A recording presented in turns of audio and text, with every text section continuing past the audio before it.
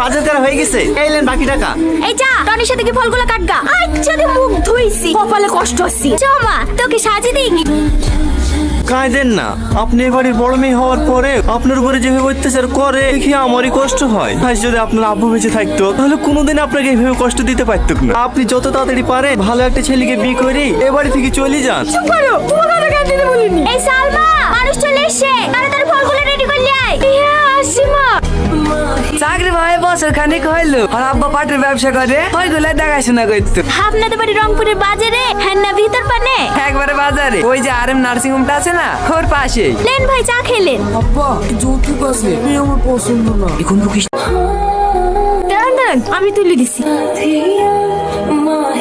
Sorry, চলছে নাকি? না না ঠিক আছে।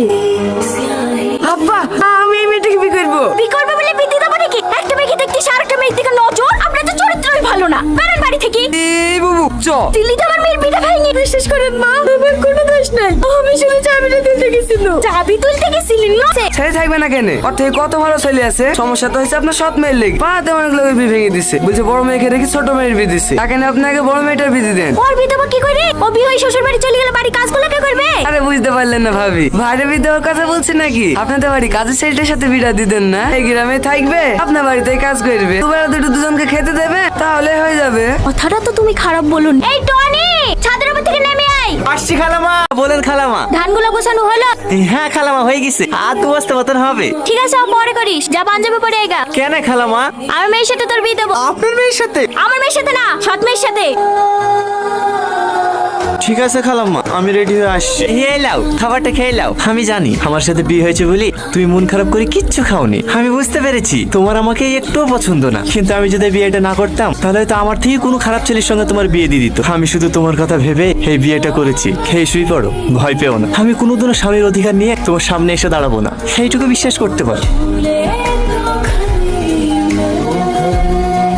তোমাদের আসতে কোনো অসুবিধা হয়নি তো বাপ? না না মা, কোনো অসুবিধা হয়নি। আর আস্তে আস্তে ভেঙে ফেলবো নাকি?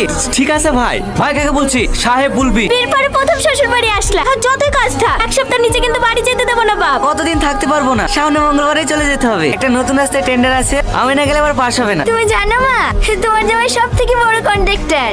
তোমার জামাইয়ের আন্ডারে 200-এরও বেশি লোক কাজ করে। তোমার জামাইয়ের ওখানে বিশাল সম্মান, কেউ স্যার ছাড়া কথাই বলে না। আর আমাদের অশিক্ষিত গুলো আছে, তাকে কি বলি সম্মান দেয় সেটাই জানেন। ওষুধটা খেয়ে কম হলো? হ্যাঁ একটু কম লাগছে। এই লাও, হাতাতে চা করিলে আসনু, খেয়ে লাও, মাথা ধরেটা কমে যাবে। তুমি একটু আরাম করো, আজকের ও বাড়িতে কাজে যেতে হবে না। না না ভাই এসছে, ভালো মন্দ খাবার করতে হবে, না গেলে হয়। ও আমি ম্যানেজ করে নেবো, এ অসুস্থ শরীরে আজ যেতে হবে না। কিনে আমার বদলে তুমি রান্না করবে নাকি? কেন আমি রান্না করতে পারিনি নাকি? যাও সাইকেলটা বের করো, অত অসুবিধা হবে না। ওষুধ খেয়েছি তো, একটু পরেই ঠিক হয়ে যাবে। সালমা, এই সালমা। হ্যাঁ বলেন মা। এখনো উঠো ছাড়তেছি, থালাগুলো পড়ে আছে, চা টিপ শুদ্ধ করিসনি, জামাইকে খেতে দিতে হবে না। হ্যাঁ মা, থালগুলো মেজে একা ধরেছি। কটা বাজে এখন? 8টা বেজে যাচ্ছে, এখন তুমি থালারে মাজবা, জামাই খাবে কখন? মা, ও শরীরটা একটু খারাপ তো, তাই আসতে একটু লেট হয়ে গেছে। আমি থালাটি মেজে দিচ্ছি। ঠিক আছে, 8 ঘন্টার মধ্যে যেন জামাইয়ের ঘরে সকালকার নাস্তা পৌঁছে যায়। ঠিক আছে মা, যাও সালমা, তুমি আঁকা ধরো গা, আমি থালাড়িগুলো মাজছি। তোমাকে মাজতে হবে না, আমি মাজছি। চুপ করো তো।